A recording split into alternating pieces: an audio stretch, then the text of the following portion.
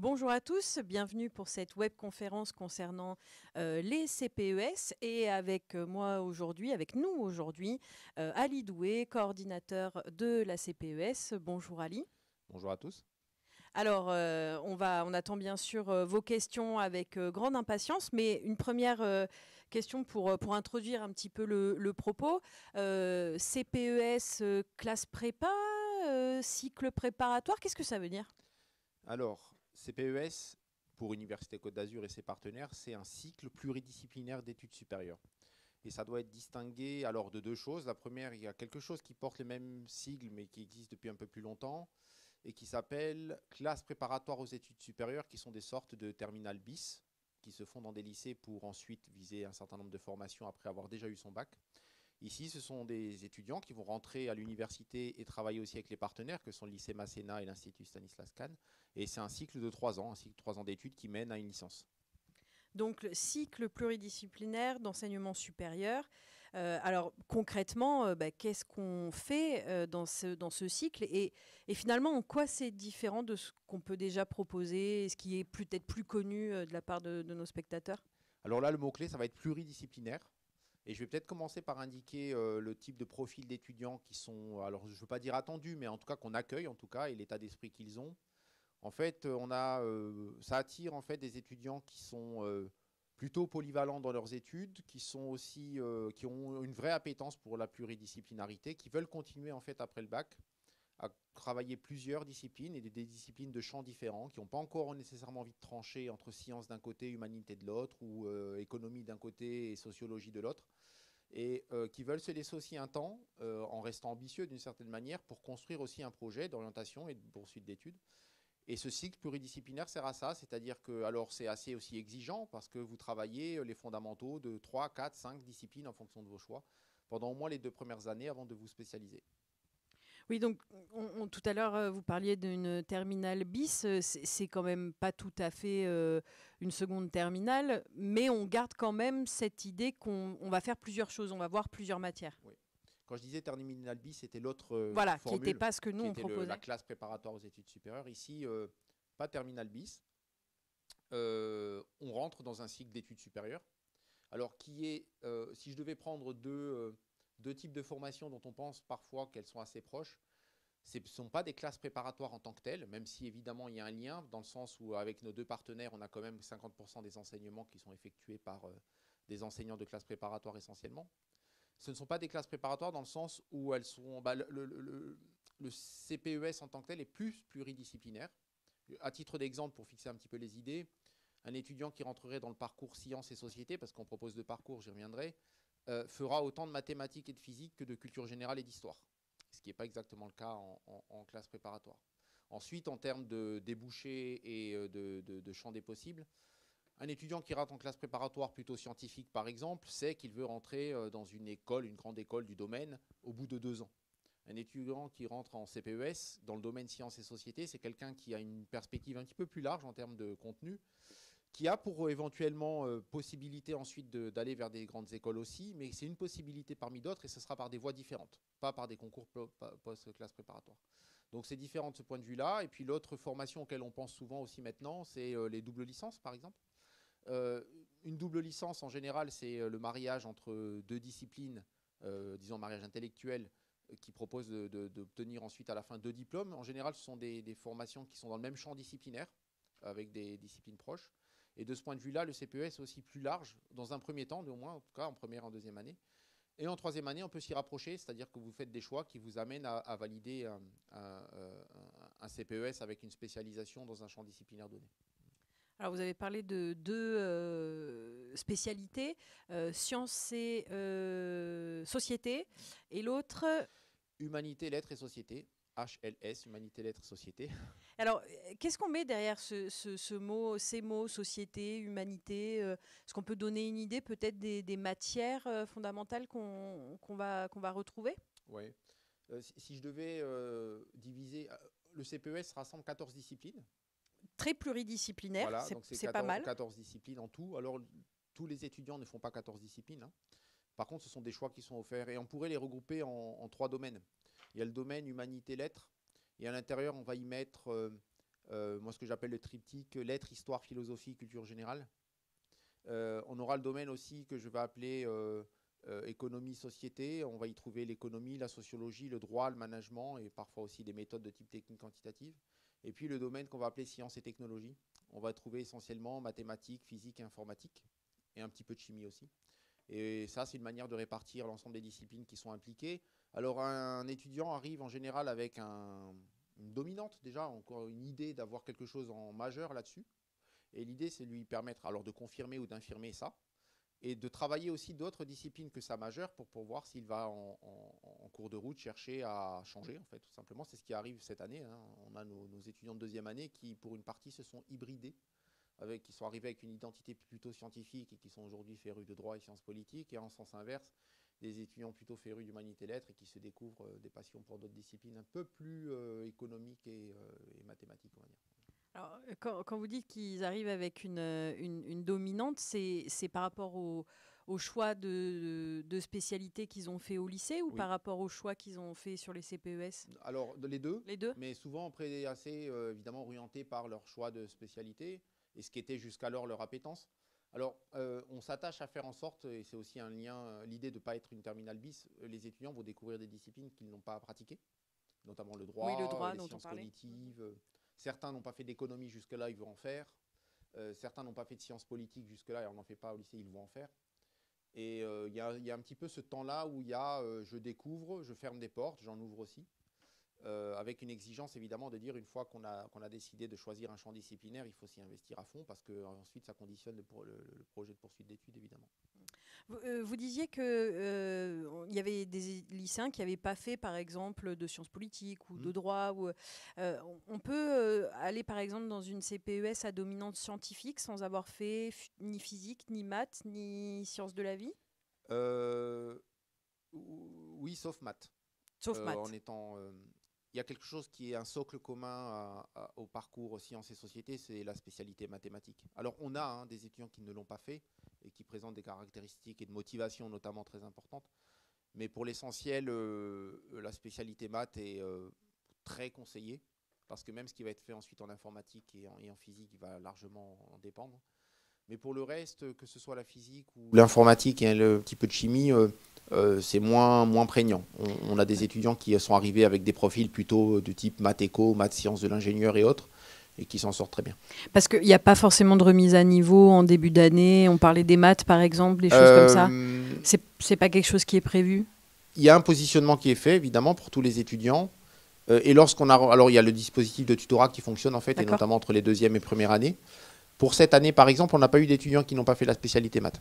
Donc, il n'y a pas eu ce besoin-là. Il y en a eu en physique, qui avaient besoin d'être une sorte de remédiation, mais normale, hein, parce qu'ils n'avaient pas... Alors, ils avaient arrêté la physique en première. Ils n'avaient pas fait celle de terminale. Voilà. Merci beaucoup. Alors, on aura l'occasion de revenir un petit peu sur, je pense, quand on va aborder Parcoursup, sur ces questions, effectivement, de prérequis, de quelles spécialités sont conseillées.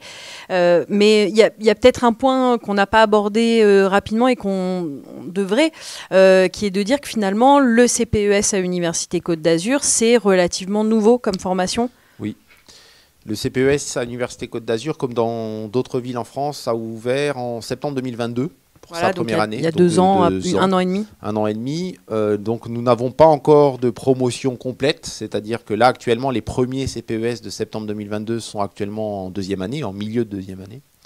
Ça a été une volonté au niveau national. En tout, il y en a une vingtaine qui se sont ouvertes de façon coordonnée dans la plupart des grandes villes de France.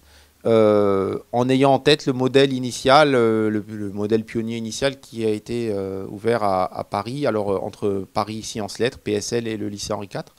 Avec cette inspiration-là, pluridisciplinarité, temps pour l'orientation, diversité à la fois des étudiants en cours de cursus, de nombreux choix et puis diversité des débouchés possibles.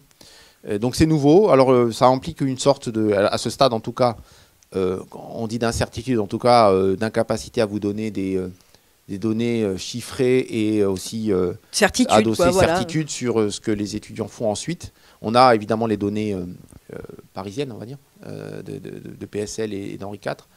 Et bon, à partir de l'année prochaine, on sera en mesure d'être un tout petit peu plus précis sur ce qu'il est permis de faire pour les étudiants dans le CPES, sachant qu'après le CPES, sachant que là-dessus, on est à 100% de poursuite d'études attendues.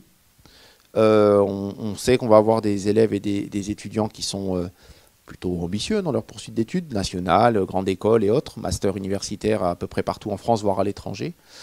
Et qu'on travaille aussi, et c'est plutôt bien fait entre les CPES aussi, à avoir, si ce n'est des partenariats, en tout cas des relations avec les universités et les écoles pour qu'ils connaissent cette formation-là, pour qu'ils connaissent aussi les profils qui y sont formés sur les 3 ans de CPES. Merci beaucoup. Alors tout à l'heure, on a parlé de partenaires, Masséna et Stanislas Kahn, je ne me trompe pas. Du coup, la question qui se pose, c'est où ont lieu les cours? Parce que c'est vrai que quand on entend pluridisciplinarité, on pense plusieurs campus, je vais devoir bouger. Voilà, comment s'organise alors, bon, je le sais un peu, donc c'est pour ça que j'oriente la question, mais la première année, est-ce que c'est pareil en deuxième, en troisième année? Alors le modèle que l'on a adopté avec les 2 partenaires, c'est que tous les enseignements ont lieu sur le même campus universitaire, ce qui n'empêche pas participation à des conférences et ateliers dans les 2 lycées de façon ponctuelle, mais tous les enseignements ont lieu ici à Nice, sur le campus Saint-Jean d'Angély, qui permet à éviter des commutations, disons, pas très agréables et plutôt coûteuses pour les étudiants. Et ça leur permet pour aussi, les lycéens, une commutation, c'est de passer changer d'un de campus à ou l'autre. d'un lieu à un autre, pardon. Et ça leur permet aussi de plus vite s'identifier entre eux, d'avoir un espace un petit peu qui se mette à connaître, voire pour ne pas dire coloniser, et d'être aussi mêlés aux autres étudiants du campus en question, et ce qui est plutôt bien pour eux. Oui, puis Saint-Jean d'Angély reste un campus très accessible, avec une gare à côté, le tram. Oui, exactement, plutôt central, donc voilà. Donc 100% des cours sur Saint-Jean d'Angély. Oui. Et du coup, quel est l'intérêt d'avoir un partenaire en lycée? Puisque si les cours ont lieu chez nous... Bon, il y a d'autres intérêts.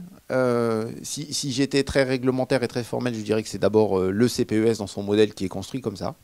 Un CPES n'existe que s'il fait travailler ensemble une université et un ou plusieurs lycées qui portent des classes préparatoires. Ensuite, le fait qu'on s'entende bien, qu'on travaille bien et qu'on ait envie de travailler ensemble fait qu'ensuite on fait des choix au bénéfice des étudiants, tout simplement. On aurait pu décider autre chose, tout là, ou de faire des commutations. Sur ce sujet-là, comme sur d'autres, on a choisi d'avoir le lieu en commun, une gestion aussi administrative et au quotidien en commun, c'est-à-dire que tout se passe aussi sur le campus Saint-Jean d'Angély avec des ressources dédiées. Disons que ce sont des... Je ne veux pas parler de bon sens ici, ça n'a pas d'intérêt, c'est juste simplement qu'opérationnellement, ça permet de faciliter les choses pour tout le monde. À la fois alors, le seul bémol qu'on pouvait avoir, c'était est-ce que les enseignants qui sont à la fois enseignants dans le CPES, mais aussi enseignants dans les classes préparatoires, pouvaient être embêtés par ce choix, mais en fait, il vient aussi d'eux. De pouvoir être sur le campus. Oui, donc là, il y a un point important, c'est qu'en fait, il y a des enseignants du lycée qui viennent aussi... sur le campus. Voilà. Alors... Exact, je peux donner presque une proportion exacte. Lorsqu'un étudiant fait 3 ans de CPES, il aura eu 50% de ses enseignements effectués par des enseignants de classe préparatoire et 50% par des enseignants-chercheurs d'Université Côte d'Azur, avec un modèle un peu inversé en proportion. 75% des enseignements en première année sont faits par des enseignants de classe préparatoire, puis 50% la deuxième année, puis 25% la troisième année, et en sens inverse pour les enseignants-chercheurs d'Université Côte d'Azur. Donc finalement, pour un lycéen qui va finir sa terminale, la première année, 75% de ses enseignements vont être donnés par des enseignants du lycée, avec sans doute une méthodologie finalement que l'étudiant connaît. Alors voilà, disons qu'on n'a pas de grande rupture pédagogique, disons, contrairement à ce qu'on pourrait attendre dans d'autres formations du supérieur. Et un des enjeux du CPES, c'est d'organiser pour l'étudiant cette espèce de transition pédagogique. Je caricature un peu, hein, mais ce qu'on doit pouvoir faire avec ces étudiants-là, c'est de les préparer au mieux à ce que moi j'appelle un peu le mode séminaire en master. C'est-à-dire, quel que soit le master, que ce soit en grande école ou à l'université, voire même à l'étranger, pédagogiquement, on va être sur un modèle presque d'autonomie quasi complète, pédagogiquement. Et c'est quelque chose qu'on fait, qu'on amène. En première année, l'étudiant est encore, disons, en travail très accompagné. En deuxième année, il a un peu plus de travail en autonomie encadrée. Et en troisième année, on est beaucoup sur de l'autonomie encadrée, de l'autonomie tout court, c'est-à-dire de la production de travail en groupe, personnel et autres, plus, de sorte à ce que la transition vers le second cycle soit un peu plus douce. Et on fait attention aussi à ce passage terminal première année qui, pour un certain nombre d'élèves ou étudiants, peut être un peu violent si on n'y prête pas attention. Oui, finalement, c'est un peu une alternative à la licence, dans le sens où voilà, je suis lycéen, je me pose encore des questions, j'ai certaines appétences. L'université, la licence me fait un peu peur par son autonomie. Finalement, le CPES, ça peut être finalement la bonne pioche. Alors, je ne veux pas le présenter comme une alternative parce qu'il y a deux choses. D'abord, quantitativement, on n'est pas du tout sur les mêmes ordres de grandeur. Oui, il y a combien de lycéens et étudiants en CPES? Au maximum, on accueillerait dans chaque parcours 45 étudiants. Pour vous donner un ordre de grandeur. Une grosse classe de terminale. Voilà, 2 grosses classes, étant entendu que ne serait-ce qu'à l'Université Côte d'Azur, on va accueillir 6800 néo-bacheliers en licence. Donc on n'est pas du tout, on ne pourrait pas dire que ça se présente comme une alternative. Ensuite, en licence, la situation pédagogique est assez hétérogène d'une discipline à une autre en fonction des effectifs. On va retrouver dans beaucoup de licences aussi des soins qui sont pris évidemment sur la transition qu'on pourrait appeler pédagogique entre le lycée et le supérieur. Et par ailleurs, le CPES a des exigences aussi autres par rapport à d'autres formations. Pour vous donner un ordre de grandeur, en première année, c'est à peu près 32 à 33 heures de cours par semaine, en dehors du travail personnel. Ça fait quand même beaucoup. Bonne semaine ouais, ce sont de bonnes semaines de travail. Et ça, là-dessus, nous pensions être un petit peu dans la continuité de la terminale, mais en fait, pas tant que ça. Enfin, d'après ce que nous disent les élèves, en tout cas. Donc plus d'heures de cours qu'en terminale, finalement, c'est ça? Au moins, oui, en tout cas dans une certaine mesure. Alors là, je fais attention parce que n'étant pas spécialiste... Toute proportion gardée. Oui, j'ai des informations différenciées, on va dire ça comme ça. Mais il y a quelque chose qui est de l'ordre du... En plus, avec le travail personnel qui va avec, parce qu'on a quand même des enseignants en classe préparatoire qui sont assez exigeants sur les travaux à effectuer d'une semaine sur l'autre. Ce qui fait que c'est toujours le cas, hein, les 6 premières semaines d'enseignement qui vont à peu près de mi-septembre jusqu'à fin octobre, jusqu'à la Toussaint, sont denses, intenses, et une fois qu'on a pris ce rythme-là, on est prêt à affronter tous les vents ensuite, quoi. Merci beaucoup. Alors, on a parlé de 3 années d'études. Alors, je sais que j'ai fait pas mal de comparaisons avec la licence. J'ai bien compris que c'était différent et j'espère que nos spectateurs aussi. Mais finalement, au bout des 3 ans, est-ce qu'on valide quand même un diplôme, une licence? Oui. Il y a 2 modèles. La plupart, 60% des CPES qui se sont ouverts il y a 2 ans ont choisi le modèle parcours dans une mention de licence, sciences, choses comme ça. Donc à proprement parler, c'est une licence avec une mention intitulée sciences ou quelque chose, ou alors humanité. On a choisi, alors essentiellement pour des raisons de visibilité sur Parcoursup, pour être sûr qu'il n'y ait pas de confusion avec d'autres choses, on a choisi, alors c'est neutre hein, du point de vue de l'étudiant et de ses poursuites d'études. Ça doit être transparent pour lui, il ne faut pas que ça complexifie les choses. Officiellement, c'est un diplôme d'établissement proposé par l'Université Côte d'Azur qui a obtenu le grade licence au niveau national. Donc cette reconnaissance nationale, à proprement parler, ça devient une licence en tant que telle. Elle s'appelle... Avec les mêmes prérogatives. Exactement. De pouvoir continuer en master. Ouais. Donc ça s'appelle CPES. Et alors après, en fonction du parcours que vous avez choisi, vous avez pas une parenthèse, mais une précision dans le diplôme. Est-ce que vous êtes plutôt humanité-lettres? Est-ce que vous êtes plutôt économie et société? Ou est-ce que vous êtes plutôt sciences et technologies? Voilà, donc c'est un grade licence. C'est vrai que nous, on parle souvent aussi des grades master pour certains diplômes d'établissement. Donc c'est comme une licence, ça n'a juste pas tout à fait le même nom, mais ça donne exactement les mêmes prérogatives, notamment en matière de poursuite d'études. Tout à fait. Parfait, merci beaucoup. Et alors, on n'a pas encore abordé Parcoursup, ça a ouvert la semaine dernière, on peut déjà émettre des vœux. Donc la question que souvent on nous pose, c'est finalement quels profils d'élèves sont recrutés. Est-ce qu'on va aller uniquement sur des bacs généraux? Est-ce qu'il y a une spécialité prédominante dans les candidatures retenues? Ouais. Alors, factuellement, et puis après en termes de politique générale, ça se rejoint. Hein. Allez, 95 à 97% de nos étudiants sont des bacs généraux. On se laisse une marge de manœuvre pour un certain nombre de profils de bacs technologiques, mais à 95% ce sont des bacs généraux. Alors, je vais différencier les 2 parcours. Pour le parcours sciences et société, je l'ai indiqué, hein, il y a, pour des raisons strictement pédagogiques, quand même très fort tropisme vers la spécialité mathématique, et pour le reste, c'est ouvert. Et pour le parcours humanité, lettres et sociétés... Juste, pour le reste, c'est ouvert, c'est-à-dire scientifique, pas forcément. Voilà, les maths, presque une nécessité, Oui. même si Oui. on a pu en prendre 100. Mais par contre, voilà, si je veux pas faire ni de physique ni de sciences de la vie, ça serait pas choquant d'avoir fait de l'éco, de l'histoire ou autre chose. Non, alors, de fait, parce que c'est quand même la spécialité, la doublette dominante, on a une sorte de majorité relative maths, physique, chimie. Mais pour le reste, nous avons maths, éco, maths AGGSP, maths HLP, maths HLP, et ça fonctionne plutôt bien. Voilà. Pour l'autre parcours, on part de l'idée qu'il n'y a pas de spécialité suggérée, enfin très fortement conseillée, on va dire, ce qui amène une diversité de profils encore plus importante que dans l'autre parcours. Il y a une dominante qui sort de fait, mais qui est liée aussi à la proportion d'élèves qui le prennent en première et en terminale. On a une majorité relative. Alors, je prends le parti que les élèves le savent, AGGSP, donc Histoire, Géographie, Géopolitique, Sciences politiques, AGGESP, SES, et qui est aussi dominante au lycée lorsqu'on est plutôt Humanité, Lettres, Société. Mais en fait, on a, pour compter, on a 20 doublettes de spécialités représentées dans le parcours Humanité, Lettres et Société sur les 2 années actuelles. On regarde, on apprécie, disons, les dossiers dans leur diversité, leur multidimensionnalité, on va dire. Évidemment, il y a les notes. Et dans les notes, en fait, on fait attention à un profil d'ensemble. Ce qui compte beaucoup, c'est la polyvalence, en fait. Il ne faut pas que l'élève ait un très très gros point faible. Et quand je dis point faible, c'est pas, ça peut arriver évidemment d'être moins d'appétence. Mais là, c'est vraiment une vraie adversité face à un bloc de matière. Ça, c'est plus compliqué. Ouais, quelqu'un qui va avoir par exemple de très mauvaises notes en langue vivante étrangère, genre des 6, des 5, des 3. Là, c'est considéré comme un vrai handicap. Quoi. Pour lui, c'est pas possible et que ce sera jamais possible. Là, on a quelque chose. On a un sujet. Parce qu'on est assez exigeant aussi sur ce caractère polyvalent jusqu'au bout.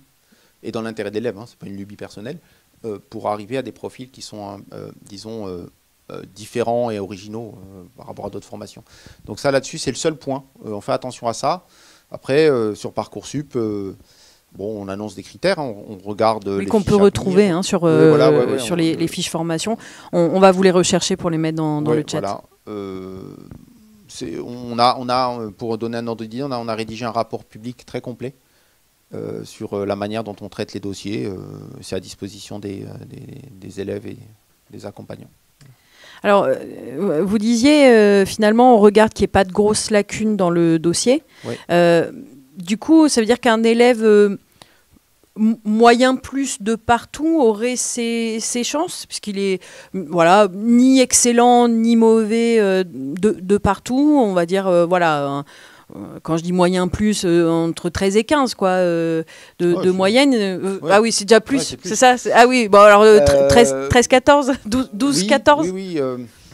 Alors je ne veux pas donner de barrière quantitative précise parce que après on n'en fait pas un critère, mais pour donner un ordre d'idée, là on est. C'est plus pour les lycéens peut-être pour pas soit s'auto-censurer, soit se dire c'est sûr que je suis pris. Mais voilà, un étudiant qui serait moyen plus, est-ce qu'il a finalement ses chances ou on est vraiment exigeant comme en classe prépa où on va chercher l'excellence en fait déjà chez les étudiants. Alors je dis classe prépa, mais ça peut être dans d'autres filières comme les doubles licences où on va rechercher des étudiants déjà bons parce que la charge de travail est importante et tout ce qui va avec. On n'a pas fixé de critères a priori de ce point de vue-là. On fait attention chaque année, on n'a pas ce qu'on pourrait appeler un cut, quoi. On n'a pas une note où on se dit là on coupe, sachant qu'en plus, en fait, on construit une sorte d'agrégateur qui agrège des notes, des remarques, on fait attention à ça. C'est plus multidimensionnel. Mais si je devais, en résumé, on accueille aussi des mentions assez bien et des mentions passables au bac. Minoritairement, mais on en accueille, et on en accueille sur des bases qui vont permettre de voir qu'à côté de la note, on a des remarques qui sont sur la persévérance, sur la motivation. Donc il n'y a pas de déterminisme absolu là-dessus. Et donc on fait attention à ça. Il y a un point, on y reviendra peut-être, mais on a une exigence et un souhait aussi d'accueillir une proportion importante de boursiers. Permettra de faire peut-être un point d'information sur ce qui est visible sur Parcoursup, lorsqu'il est indiqué taux de boursier 100%. puisque c'est toujours le cas. Mais en dehors de ça, on n'a pas de critères absolus. D'autant qu'on voit apparaître des dossiers différents tous les ans parce qu'on n'est pas encore stabilisé. Ça fait que 3 ans qu'on est sur Parcoursup, finalement. Merci beaucoup. Oui, alors on est dessus et alors je ne sais pas si on a le taux de boursiers. On va regarder. Après, c'est un élément qui n'est pas connu de la part des enseignants, le fait qu'un étudiant soit boursier ou non. C'est une question à laquelle il faut répondre oui, non. Plus cette année alors? Alors de mémoire, c'est pas une information dont les enseignants disposent. Le fait de savoir si un étudiant est boursier, d'autant que les bourses au lycée et à l'université sont différentes. Donc en fait, voilà, c'est pas une information qui est donnée.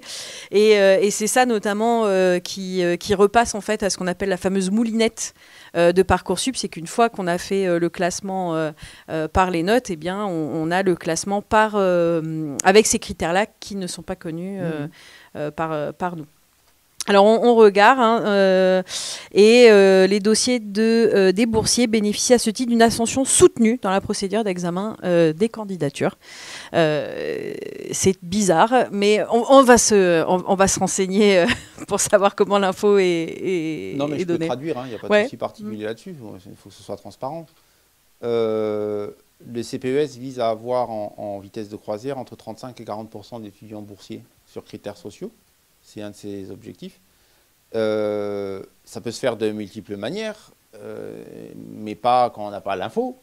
Il ne s'agit pas de biaiser pour nous des classements en fonction de ça. Ce qui se passe sur Parcoursup concrètement, une fois que nous avons rentré notre classement, qui a priori ne tient pas compte de ce critère-là, tous les boursiers classés dans notre classement remontent en premier.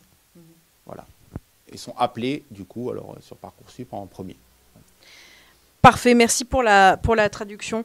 Pendant qu'on est encore sur Parcoursup, c'est une formation donc du coup sélective. On l'a pas forcément formellement dit, donc voilà, c'est important de le dire qu'elle n'est pas ouverte. Alors, elle est ouverte à tous dans la candidature, mais qu'il y a une sélection qui est opérée sur les critères que l'on a indiqués. En ce qui concerne la motivation des candidats, les lettres de motivation, c'est des éléments qui sont pris en compte, pas pris en compte Oui, raisonnablement. Il y a combien de candidatures juste comme ça pour information En 2023, Parcoursup 2023, pour les 2 parcours, 980 vœux confirmés. Pas mal pour 45 places, non, 90 places du coup. Donc ça fait un taux de pression d'à peu près 10 pour 1. Et pour être complètement transparent, mais je crois que c'est des données qu'on a publiées, on a dû classer un peu moins de 700 dossiers. Ce qui est pas mal. Et ensuite, le remplissage s'est fait en fonction des souhaits des élèves qui étaient classés en premier. Voilà. Et on s'attend un petit peu plus cette année. Bon. Ouais, n'hésitez pas à candidater sur la CPES, puisque finalement, tout le monde a ses chances, étant donné ce qu'on vient de dire. Alors, on a parlé un petit peu du diplôme de CPES. On a évoqué très rapidement les débouchés probables, possible, mais on a une question d'une certaine Jade qui nous demande finalement quels sont les débouchés après la CPES. Est-ce qu'on peut donner quelques pistes, même si on le redit, on n'a pas encore d'étudiants en 3e année, donc pour l'instant on n'a pas de données chiffrées, avérées sur ce qu'ils vont faire. Alors, voilà ce qu'on résume et ce qu'on pressent pour la première promotion et les premières promotions. On pense qu'il va en avoir 50% d'entre eux qui vont se projeter vers les univers grande école. Donc sur les 40 étudiants qui vont être diplômés à peu près, 45 de la première année. Et quand on dit grande école, ça va être spectre large au sens, pour ceux qui ont une valence plutôt scientifique dure, ça va être grande école d'ingénieurs. Une partie d'entre eux, non négligeable, ce sera à peu près 7-8, vont en tout cas tenter de rentrer dans des grandes écoles de commerce et de management.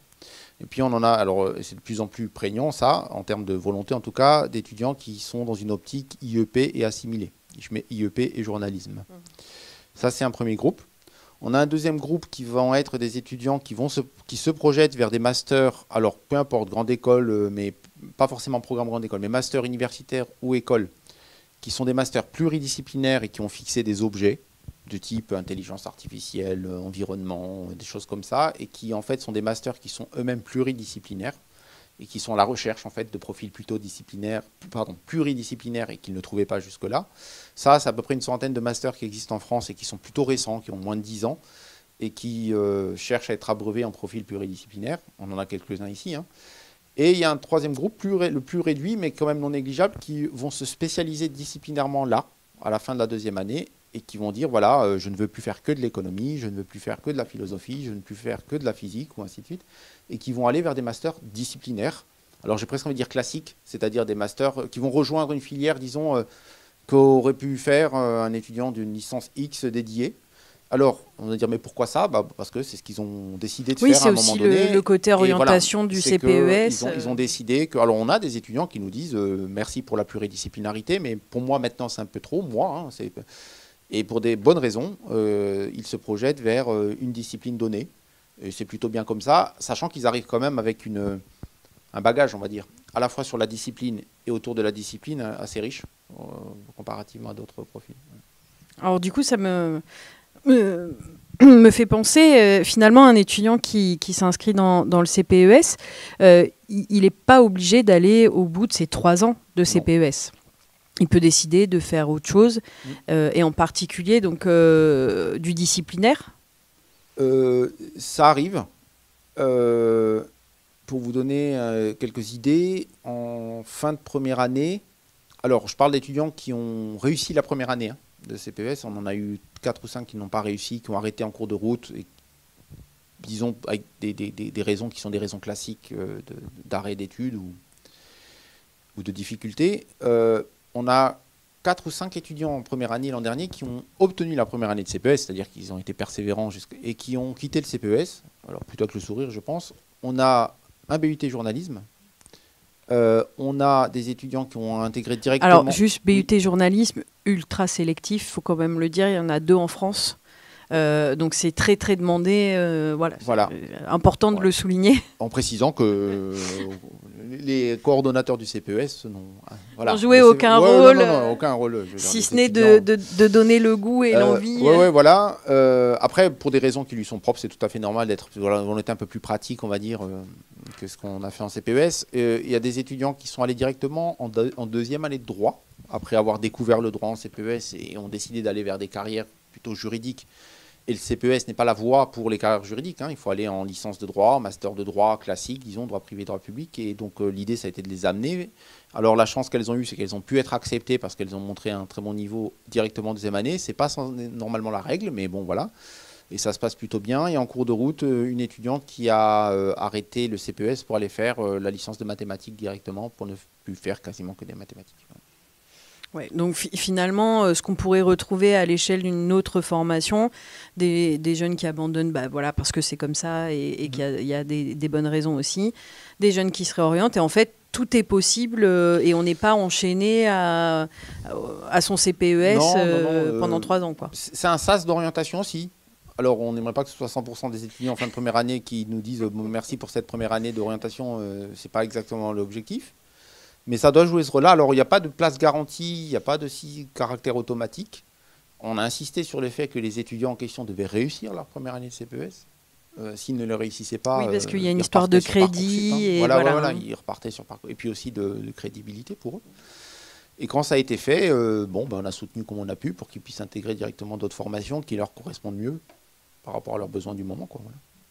Et du coup, est-ce que les places qui ont été libérées, notamment en deuxième année, on peut rentrer dans le CPES en cours de route? Oui, on a accueilli, alors je ne veux pas dire une bêtise, 6 étudiants directement en deuxième année de CPES, dont 3 venaient d'un autre CPES.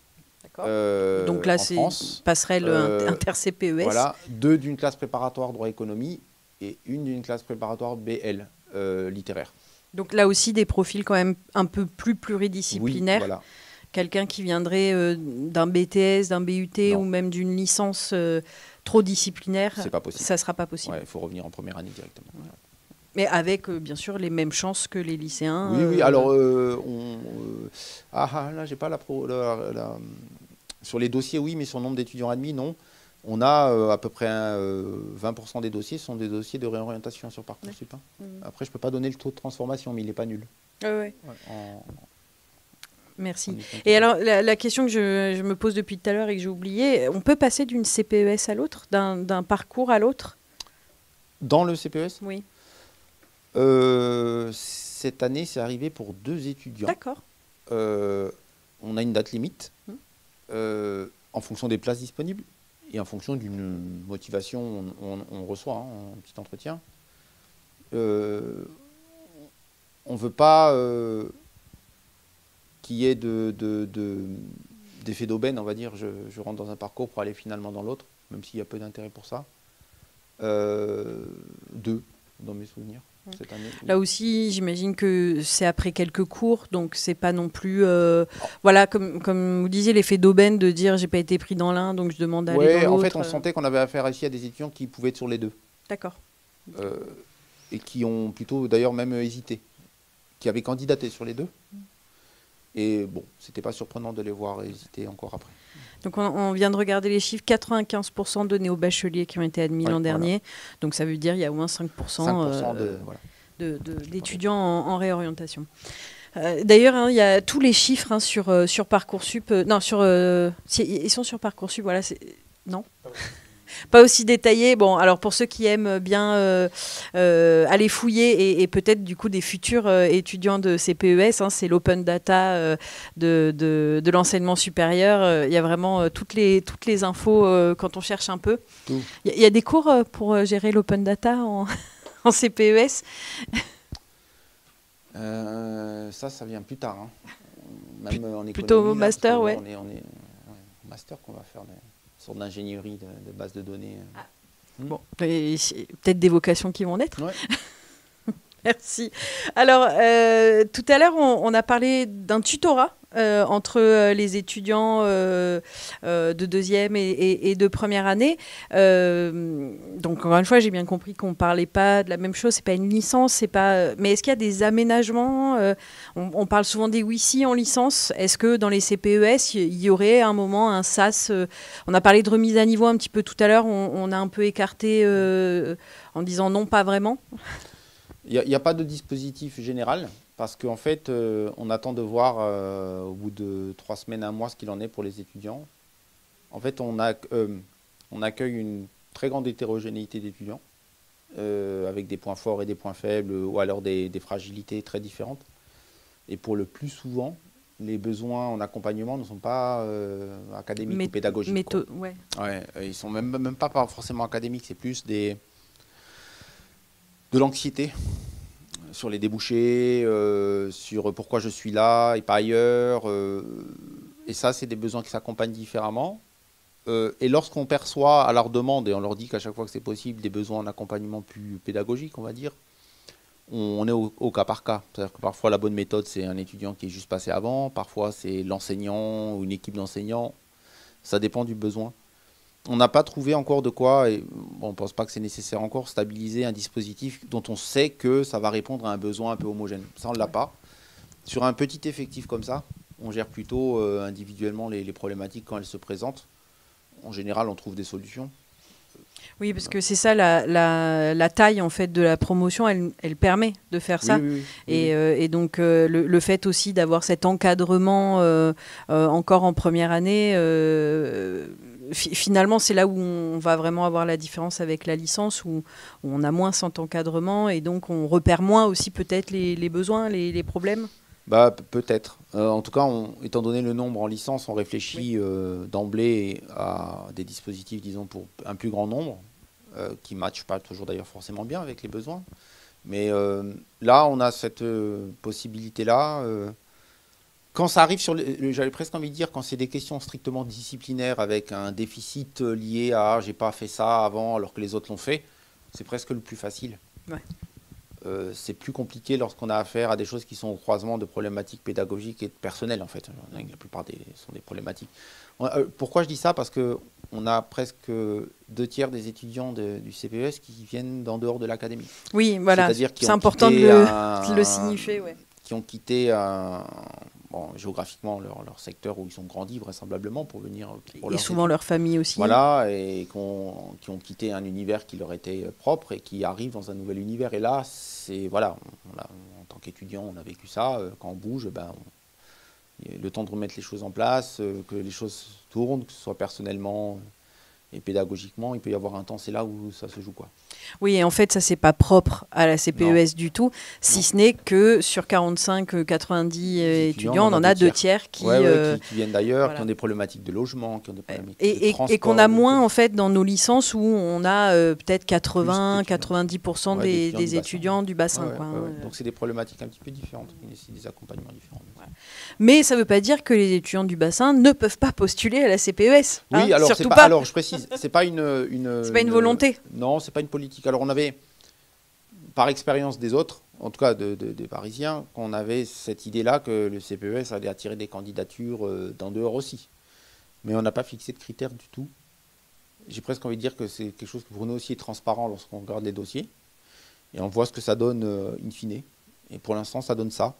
À vrai dire, on en était plus parti sur du 50-50. Si on devait de dire qu'est-ce que vous cherchez, du 50-50, pourquoi pas aller, ça fait une moitié de locaux, une moitié d'externes, et qui s'enrichissent mutuellement, parce qu'on a de tout, de toutes les régions françaises quasiment. Et actuellement, c'est plus d'externes, mais c'est pas voulu, c'est comme ça, voilà, en termes de choix. Donc voilà, n'hésitez pas à candidater aussi.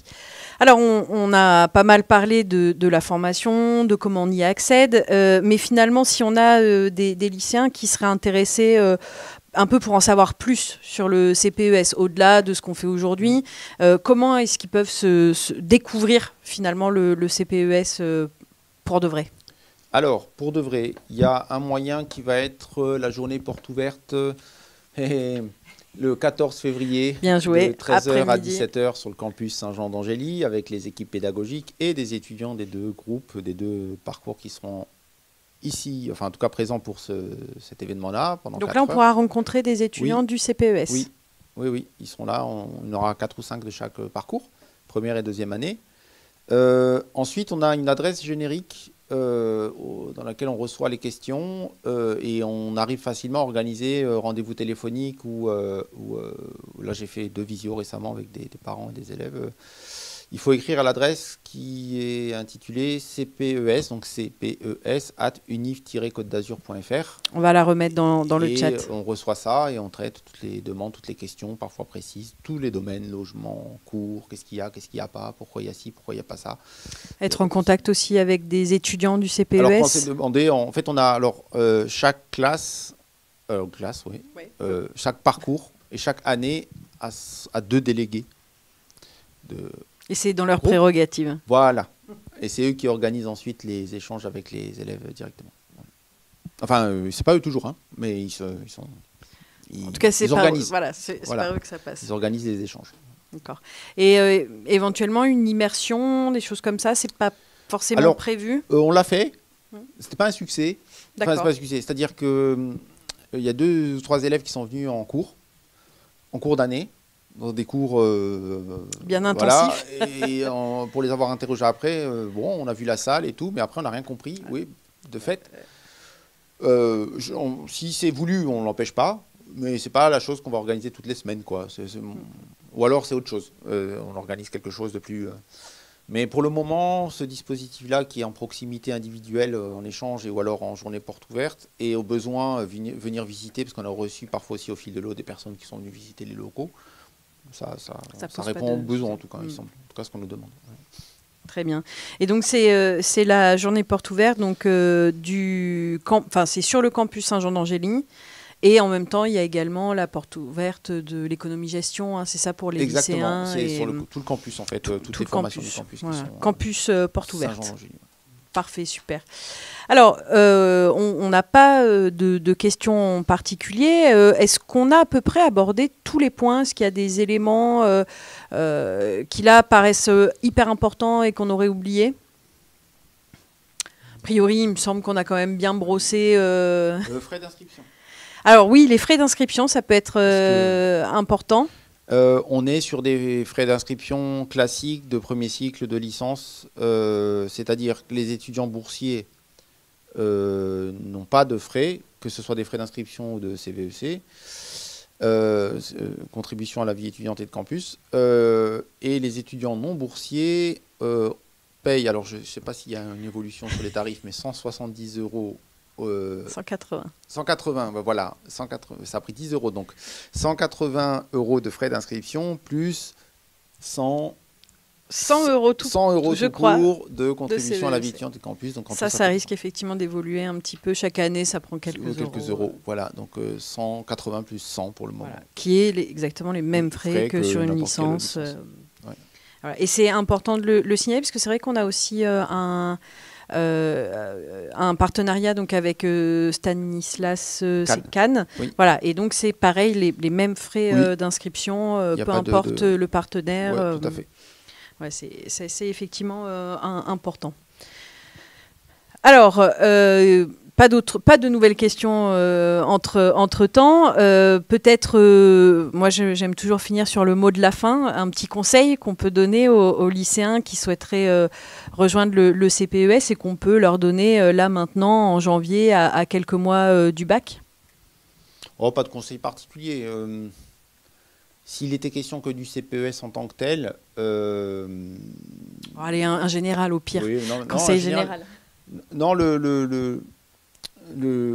quand on me demande mais quels les élèves fondamentalement ont intérêt à candidater sur le CPES, ce sont ceux qui, sur Parcoursup, déjà, lorsqu'ils ont commencé à cliquer sur des choix, ont des choix plutôt hétérogènes. C'est-à-dire que si là, vous êtes plutôt à dire « Ah, tiens, du droit, ah, tiens, des sciences, ah, tiens, des humanités, et ainsi de suite », regardez du côté du CPES. Si vous êtes sûr de votre choix, à titre d'exemple, filière juridique, biologiste ou des choses comme ça, c'est pas nous, quoi. Mais lorsque vous êtes à peu près incertain et que vous êtes quand même ambitieux, le CPES peut être une bonne option pour ça. Voilà, donc n'hésitez pas, hein, si vous avez effectivement trop d'envie, trop de choix, le CPES, ça peut répondre à cette problématique sans trancher tout de suite. Voilà, voire même presque quasiment jamais, puisqu'on peut poursuivre en master pluridisciplinaire. Bon, on se spécialise quand même un peu. On a quand même mis un tampon avec une sorte d'identité pluridisciplinaire, on va dire, mais quand même, voilà. Entre 2 et 3 ans. Quoi. Voilà, exactement. Parfait. Merci beaucoup, Ali Doué. Donc, on vous retrouve pour les JPO le 14 ? Oui. Oui. Avec plaisir. Avec plaisir. Donc, on se revoit le 14. Et nous, on se revoit avant quand même, demain matin. Avec la webconférence sur le portail LLAC, langue, lettres, arts et communication. Et pour le portail SHS, sciences humaines et de la société, à 14h. Même lieu, même endroit. Et on espère que vous serez très nombreux. Merci beaucoup. Merci à tous. Et bon après-midi.